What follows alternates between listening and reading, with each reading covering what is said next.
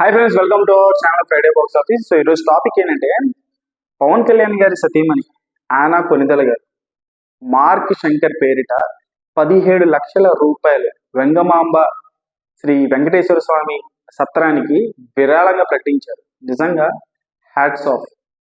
ఎప్పుడైతే ఆ సంఘటన జరిగిందో ఆ సంఘటన నుంచి బాబు సేఫ్ గా ఇంటికి చేరుకున్నాడో దాని తర్వాత ఆమె మొక్కుకున్నారు, ఎటువంటి ప్రమాదం జరగకుండా ఉంటే నేను స్వామి దగ్గరికి వస్తానని చెప్పేసి ఆమె స్వామి వారి దగ్గరికి, వెంకటేశ్వర స్వామి వారి దగ్గరికి వెళ్ళడం, క్యూ లైన్ లో నించొని మరి వెంకటేశ్వర స్వామి వారి దర్శనం చేసుకోవడం, దాని తర్వాత తలనీలాలను సమర్పించడం, ఆ తర్వాత వెంగమాంబ సత్రానికి 17 లక్షల రూపాయలు విరాళంగా ప్రకటించడం, అలాగే అక్కడ ఉన్నటువంటి భక్తులందరికీ కూడా స్వయంగా తన చేతితో వడ్డించి, అలాగే వాళ్ళందరి మధ్యన ఒక సాధారణమైనటువంటి ప్రజల మధ్యన కూర్చొని ఒక డిప్యూటీ సీఎం తాలూకు వైఫ్ ఇలాగా అందరితో కలిసిమెలిసి ఉండడం మొదటిసారిగా మనం ఆనా కొనిదెల గారిని ఇలా చూస్తున్నాం.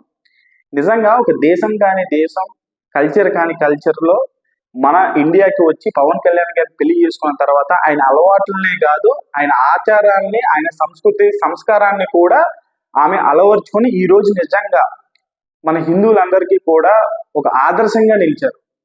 అటువంటి ఆ తల్లిని అనరాని మాటలు, అసలు నిజంగా మీరు అన్నం తింటున్నారా లేకపోతే అన్నంలో కలిపినటువంటి సున్నాన్ని డైరెక్ట్ తినేస్తున్నారా ఏంటో నాకు అర్థం కావట్లేదు. కానీ అసలు నిజంగా అటువంటి తల్లిని మీరు విమర్శిస్తే అమ్మవారిని విమర్శించినట్టే.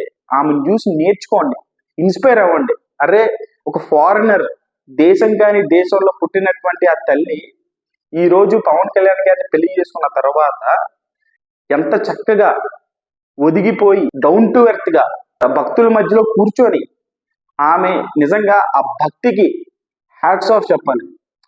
అటువంటిది పొగడకపోగా ఒక లుచ్చానా కొడుకు అంటున్నాడు, పవన్ కళ్యాణ్ గారంట ఆమె సతీమణిని కూడా పాలిటిక్స్ లో అవుతున్నాడంట.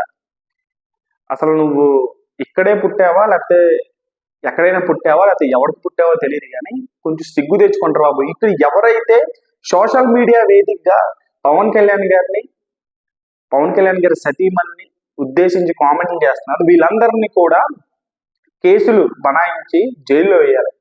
ఖచ్చితంగా కఠినమైనటువంటి శిక్షలు పడితేనే కానీ ఇటువంటి సోషల్ మీడియా ట్రాల్స్ అనేది ఆగదు. ఖచ్చితంగా అరెస్ట్ చేయాలి. వాళ్ళు ఎవరైనా సరే, వైసీపీకి సంబంధించిన వాళ్ళైనా సరే, వైసీపీ ముసుగులో ఉండేటువంటి ఒక హీరోకి అభిమానిగా ఉంటున్నటువంటి వాళ్ళు ఎవరైనా సరే వాళ్ళు వదిలేది లేదు. ఖచ్చితంగా వాళ్ళందరినీ కూడా జైల్లో పెడితేనే కానీ ఇటువంటి సోషల్ మీడియా ట్రాల్స్ అనేది ఆగవు.